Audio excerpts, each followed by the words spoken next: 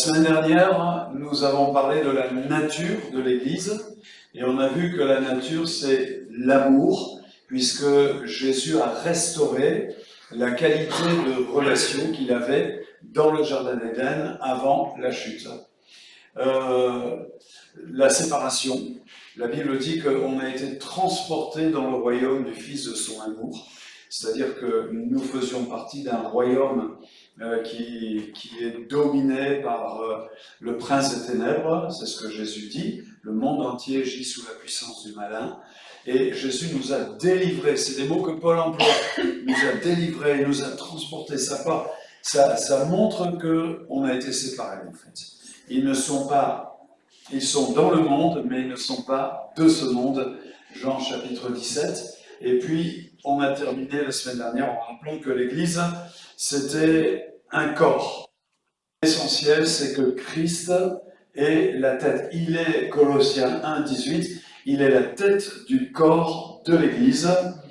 Il est le commencement, il est le premier-né d'entre les morts, afin d'être en tout le premier. Alors ça, on le dit dans nos prières, dans nos louanges, on le dit dans nos discussions.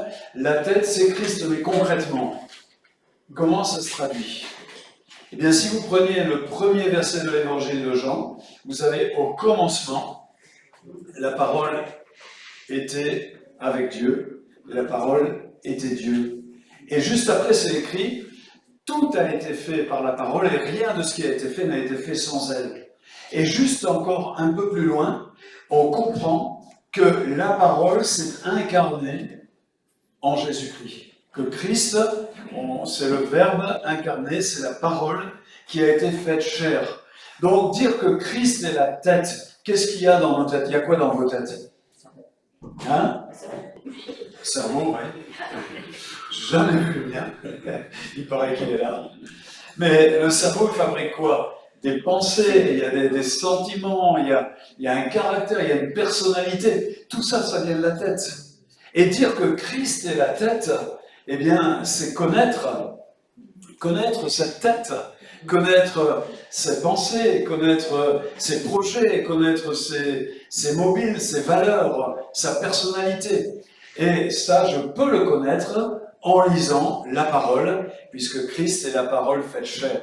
Donc une église qui a conscience que Christ est la tête, c'est une église qui est dépendante de sa parole. On peut élaborer un tas de choses. On est capable de réfléchir. On peut faire des belles structures, des superbes organisations. Mais tout doit partir de la parole. Ça, c'est l'essentiel. Tout ce qu'on va faire à côté de la parole, ça portera du fruit pendant un temps, mais ça ne subsistera pas. C'est ce que la Bible nous enseigne. Et bien sûr, cette parole, eh bien, c'est l'épée de l'esprit. Et donc, une église où Christ est la tête, c'est une église où le Saint-Esprit agit grâce à sa dépendance de la parole. Je dépends de la parole et le Saint-Esprit peut agir au moins. Ça, c'est l'essentiel. Peu importe d'être congrégationaliste, épiscopalien, etc. Ce qui est essentiel, c'est que Christ soit la tête. Et nous voulons ici que Jésus soit la tête de notre église. Amen. Alors, le corps, il va se mettre en action, et on a ce mot « chacun », comme des bons dispensateurs des diverses grâces de Dieu, que chacun de vous mette au service de l'autre, des autres, le don qu'il a reçu. Chacun. Vous voyez ce que dit Pierre? Chacun. Il ne dit pas que quelques-uns, que les meilleurs d'entre vous, que ceux qui ont plus d'expérience. Non, chacun. C'est-à-dire celui qui est assis à côté de toi, à ta droite, celui qui est assis à côté de toi, à ta gauche, et toi aussi. Chacun. Qu'il mette au service des autres le don qu'il a reçu. Et Pierre est en train de dire que nous avons reçu des dons. Nous avons reçu des dons et nous sommes appelés à les apporter dans l'Église. Ça fait partie de sa structure. On va dire l'Église, c'est un ensemble d'hommes et de femmes qui appartiennent à Jésus-Christ et qui ont reçu un don. Et l'ensemble de ces dons va faire avancer l'Église. Je crois que ça doit être important pour nous que l'on puisse savoir ce que le Seigneur attend de nous dans l'Église. Regardez la première question que Saul de Tarse a posée à Jésus. « Que veux-tu que je fasse ?» Tout de suite, il a compris ça. Il a compris deux choses. Il s'est mis à prier, car il prie, vous pourrez lire, et « Que veux-tu que je fasse ?» Ça, c'est important que l'on ait compris ça. D'ailleurs, excusez-moi, mais si on ne fait rien pour Jésus, on n'a pas une vie chrétienne heureuse. Qu'est-ce que vous en pensez? Je dis peut-être un peu cash, mais si on est là à consommer, à ne rien faire, c'est pas normal. Et je prie pour que le Seigneur dépose dans chacun de nos cœurs du zèle pour le servir. Et là, on s'éclate avec Jésus quand on le sert. On a une vie qui est heureuse. Regardez aussi le corps en action. Le corps se construit, un peu comme un corps, hein, comme un enfant. Il y a la vie, il se construit. Et on lit que dans la Galilée, la Samarie, l'Église jouissait de la paix. Pendant cette période, elle s'organisait, elle se construisait et elle se fortifiait en marchant dans l'obéissance respectueuse envers le Seigneur. Le Saint-Esprit l'assistait dans toutes ses activités et faisait grandir le nombre de ses membres. On a ici certaines caractéristiques d'une Église qui est en bonne santé. On ne va pas s'arrêter là-dessus, mais ce qu'on va comprendre, c'est que l'Église, c'est aussi un édifice, elle se construit. Et puis, on a un peu plus de précision également dans ce texte, tout le corps bien coordonné. Le corps bien coordonné. On a vu la semaine dernière qu'on dépendait les uns des autres, hein, comme on est un corps. Et c'est vrai, ce matin, on est venu avec tout notre corps. Ça va? Personne qui a laissé son pied à la maison.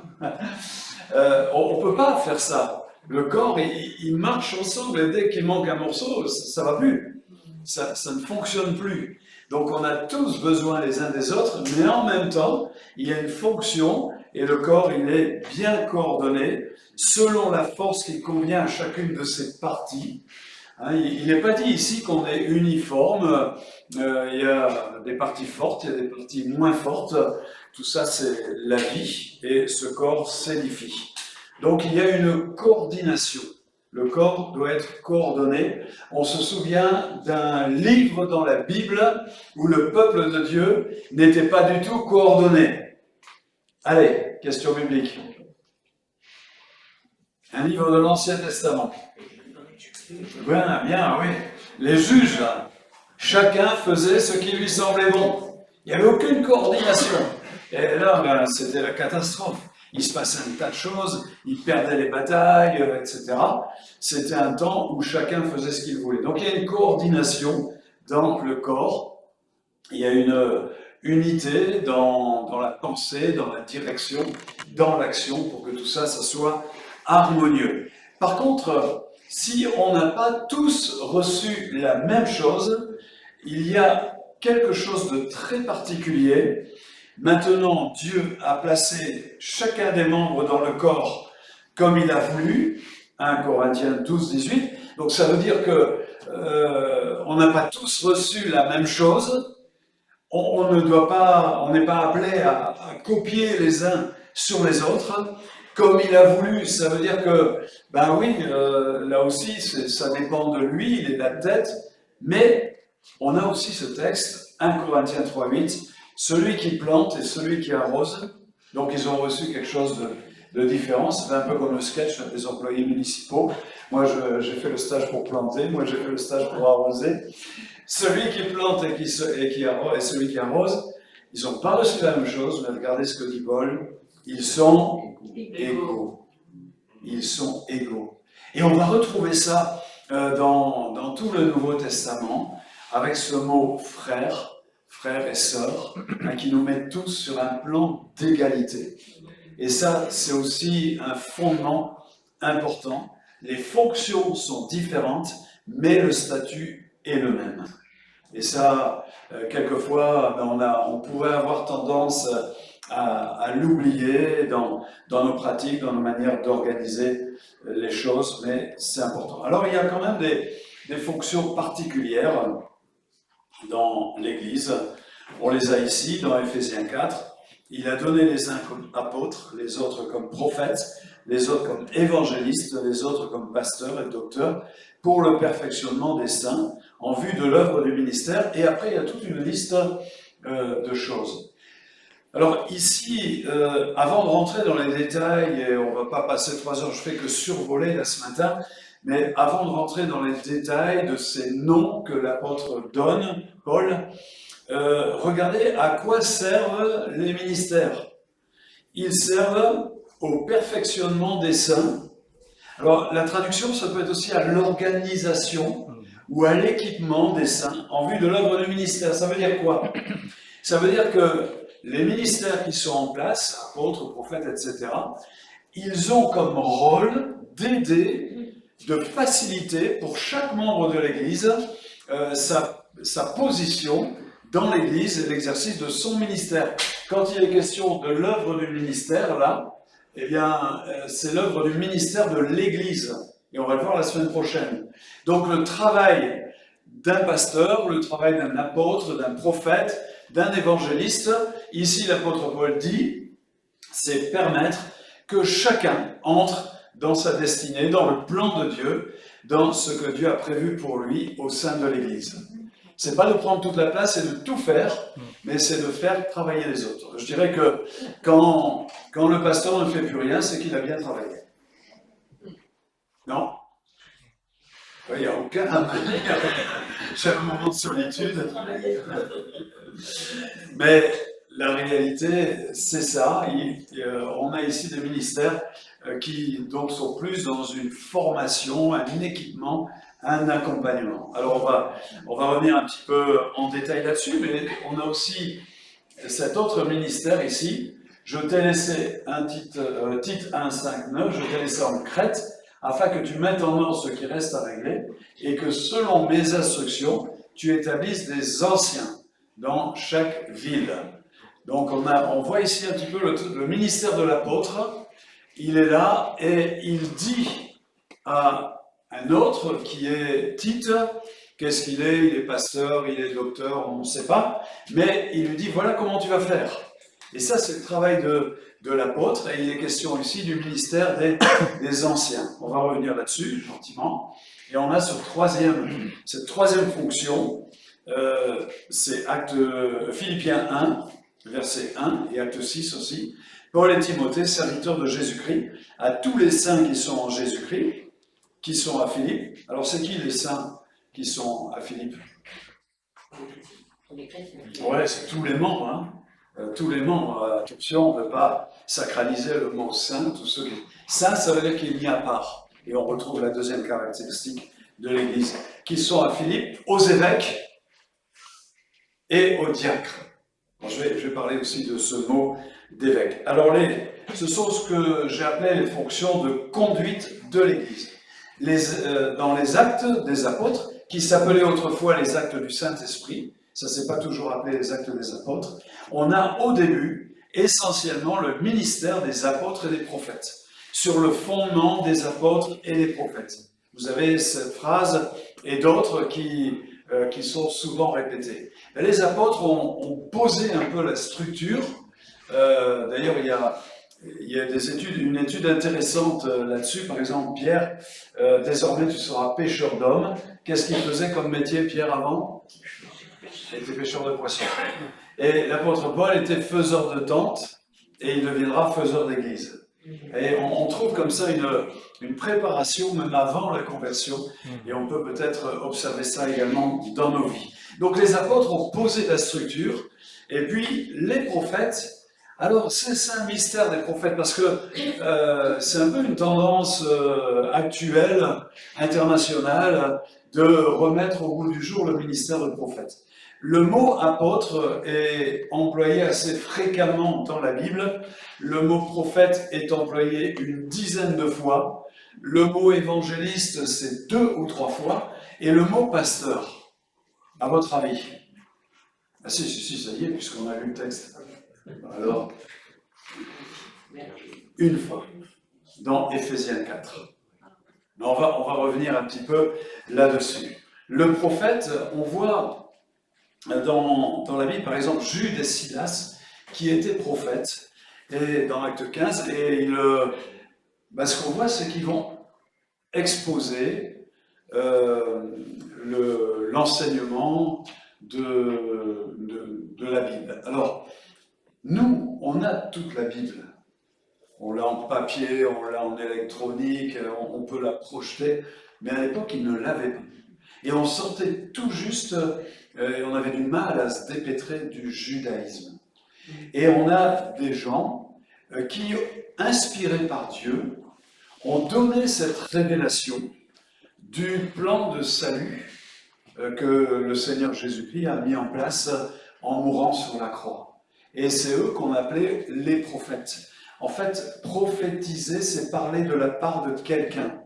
Et un prophète de la Bible, c'est quelqu'un qui parle de la part de Dieu. Il y a un élément d'inspiration dans ce qu'il dit, mais cette inspiration va nous conduire à mieux comprendre le plan de Dieu, sa volonté, le plan du salut, etc. Ne pas confondre avec la parole de connaissance qui, elle, va peut-être dévoiler quelque chose de ma vie et qui ne se pratique pas systématiquement de la façon dont on a l'habitude dans nos églises, c'est-à-dire en réunion plénière. On peut avoir une parole de connaissance en parlant à quelqu'un, en lui disant quelque chose. Donc, voilà un peu le rôle. En tout cas, si vous regardez dans la Bible le rôle des prophètes, il y a Agabus qui, lui, va justement donner cette parole de connaissance. Mais le rôle des prophètes, c'était de poser les fondements. Apôtres et prophètes, c'est des ministères qu'on appelle fondateurs, parce qu'ils posent les fondements. Après l'évangéliste, là c'est facile à comprendre. On le trouve deux, trois fois dans la Bible. Philippe, qui arrive à Samarie, qu'est-ce qu'il fait? Il annonce la bonne nouvelle, et toute la ville s'est convertie et était dans la joie. C'est écrit, il y a eu une grande joie dans la ville. Toute l'ambiance, on prie pour notre pays, que ça soit comme ça, toute l'ambiance de la ville a changé parce que toute la ville s'est convertie. Waouh, c'est super, hein? À la télé de la ville, vous allumez les informations et puis le journaliste, là, il vous dit « Alléluia, tout va bien, il y a des bonnes nouvelles. » Si, il y a quand même un peu de chômage. Les gardiens de prison sont au chômage, le personnel médical, il n'y a presque plus de clients. Tout est extraordinaire. Bon, je ne sais pas si ça se passait comme ça, mais en tout cas, ce qu'on sait, c'est qu'il y a eu une grande joie suite au passage de l'évangéliste Philippe. Et puis on a pasteur, docteur. Alors pourquoi j'ai écrit comme ça? Parce que dans certains manuscrits, les deux mots sont associés, pasteur, docteur. Le pasteur, c'est celui qui prend soin. Il prend soin des chrétiens, il prend soin de ceux qui composent l'Église. Et docteur, c'est parce qu'il enseigne aussi. Il enseigne, il prend le texte de la Bible et il explique ce que le texte veut dire. Alors, dans l'organisation des églises locales du Nouveau Testament, pasteurs et anciens sont interchangeables. On peut dire que c'est presque le même rôle. L'ancien, on dira que le pasteur, il est plus sur un groupe d'église. L'ancien est plus attaché à une église, parce que vous savez, si vous lisez l'épître aux Colossiens, ne pensez pas que l'église de Colosse, elle était au numéro 4 de l'avenue machin, mais il y avait plein de petits groupes, et chaque groupe avait un ancien, que tu établisses des anciens. Et ils ont un rôle également d'accompagnement pastoral. On a vu évêque, ou presbytéros, ça veut dire surveillant. Mais nous, on n'aime pas le mot surveillant, parce qu'on n'aime pas. Vous aimez être surveillé, vous? Personne n'aime. Mais mettez-le à l'envers et ça devient génial. Pas en verlan, mais à l'envers. Veillez sur. Veillez sur. Voilà, c'est ça. Surveillant, c'est celui qui veille sur. Et il est tellement habité de cette mission qu'il sait même qu'un jour, il va devoir rendre compte à Dieu pour la manière dont il a veillé sur ses frères et ses sœurs avec le ministère que Dieu lui a donné. Et puis, il y a les diacres. Alors, moi, je trouve extraordinaire ce qui s'est passé dans Acte 6. Acte 6, on a déjà une méga church. on a 8000 convertis à Jérusalem.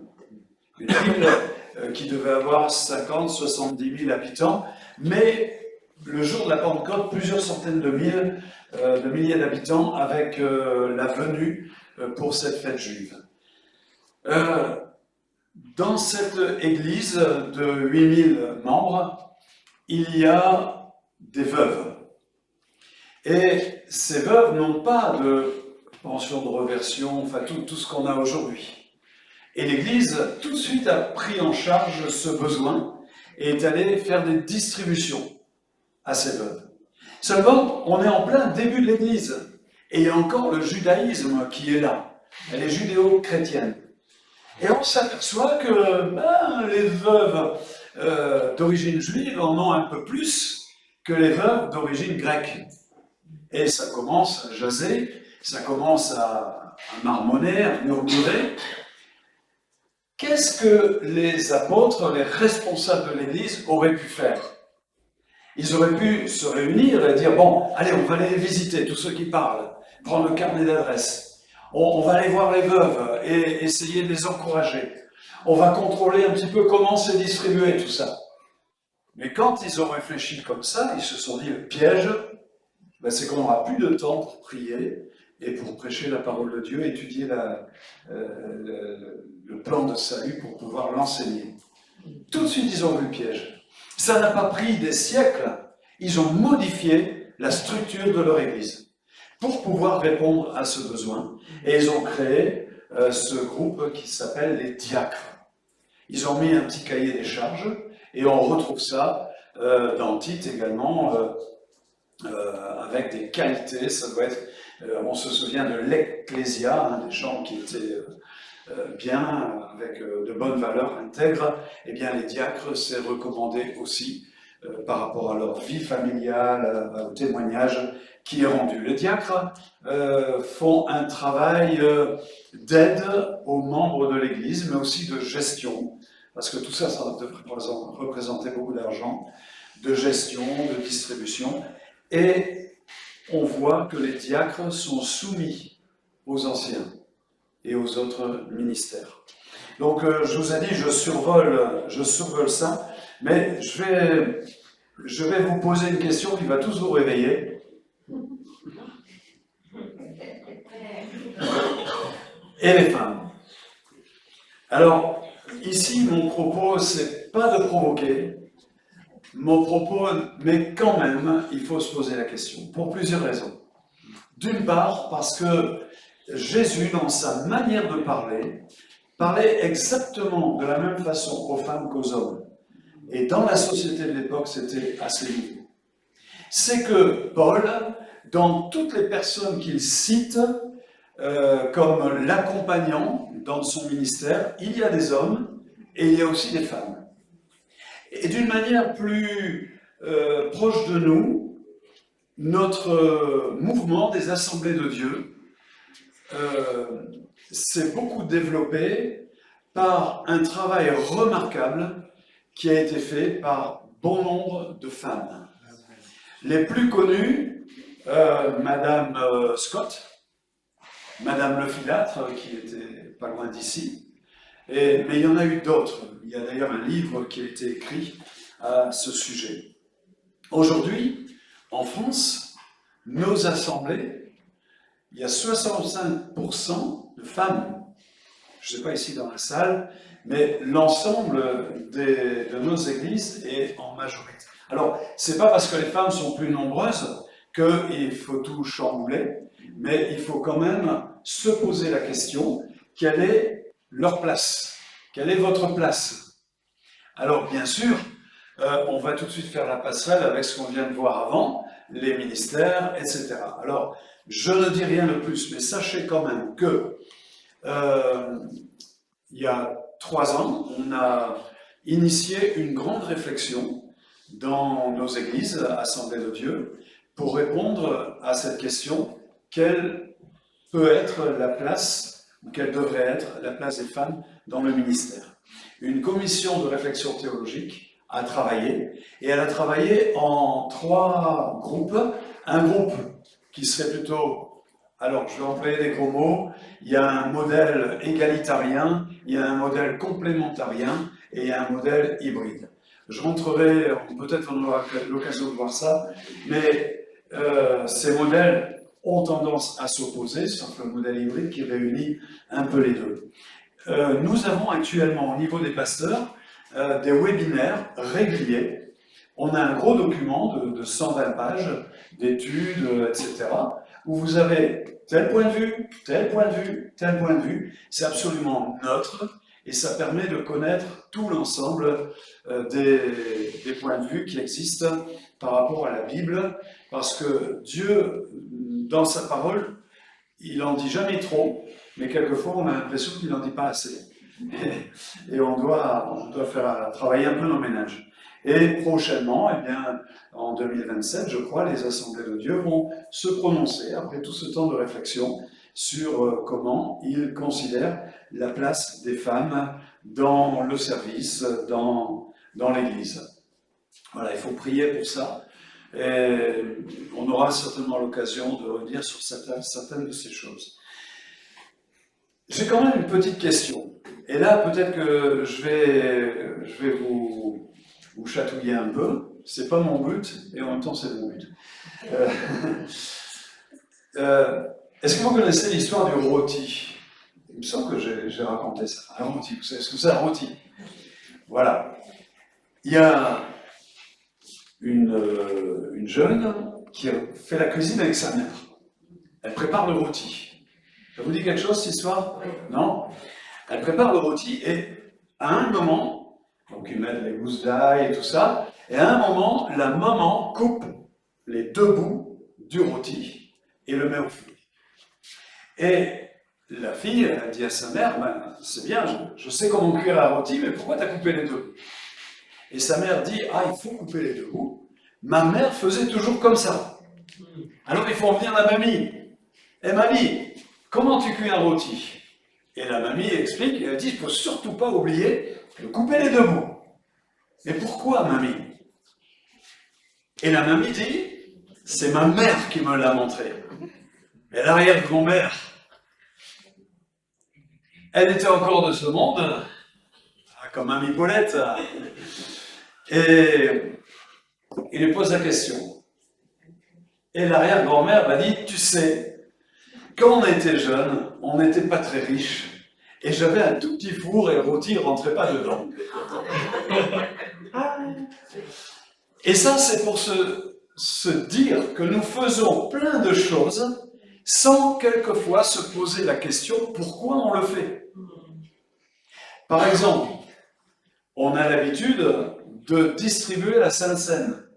Moi, j'étais dans une église où, au moment de la Sainte Seine, on se mettait tous autour de la table, et puis on se le passait l'un à l'autre, on enlevait le morceau d'une miche de pain, comme ça, on faisait comme ça. Là, on le fait. Alors, ma question, vous la sentez venir? Il n'y a que les hommes qui distribuent la Sainte Seine? Alors, je vous mets au défi. Ok, il n'y a que les hommes. Le premier d'entre vous qui me trouve le texte de la Bible qui dit ça, ok, j'accepte. Mais c'est important que l'on puisse se poser la question pourquoi on fait les choses comme on les fait. Et quelquefois, on est bien surpris de ne pas avoir la réponse. Alors, pour terminer, l'Église, elle a une structure qui est souple et qui est adaptable. Parce qu'ici, on a une église à Port-la-Nouvelle, on est dans le sud de la France, mais nous sommes allés dans des églises en Inde. Par exemple, en Inde, le dimanche n'est pas un jour chômé, donc le culte il a lieu à 6 h du matin, très très tôt. Après, tout le monde va travailler. Et puis, vous avez des structures, je me souviens que nous avons travaillé en Ardèche également. Et en Ardèche, moi je suis arrivé, comme dans la grande ville, j'ai mis des kilos de prospectus, et puis j'ai dit, allez, on distribue tout ça parce qu'on va faire une mission, j'étais à fond. Et puis, un chrétien je visitais un chrétien, il m'a dit, René, tes prospectus c'est pas mal, là, mais viens voir. Il m'a amené à la fenêtre de sa maison, et puis c'était beau, il y avait la montagne, c'était magnifique. Et en face, dans la montagne, il y avait une maison. Il m'a dit, tu vois la maison qui est là-bas? C'est mon voisin. C'est mon voisin. Et là, j'ai compris que bah oui, la structure qui consistait à évangéliser comme on le fait en ville, ça ne marche pas. Donc l'Église, on dit, elle est transculturelle, elle est transgénérationnelle.